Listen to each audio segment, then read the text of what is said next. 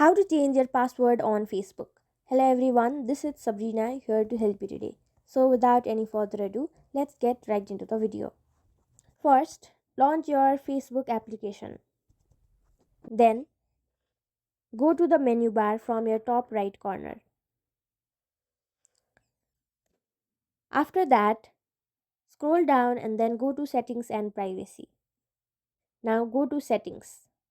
After that, in Account Center, go to Password and Security. Now, in order to change your password, you will have to know your old password as well. Go to Password and Security, go to Change Password, select your Facebook account. Now, here you can see all you have to do is enter your current password, type your new password, retype your new password, and if all the password matches, you can easily change your Facebook password. So that's it. Thank you for watching this video. Make sure to like, share and subscribe to our YouTube channel. If you got any questions, comment them down and I'll catch you in the next one.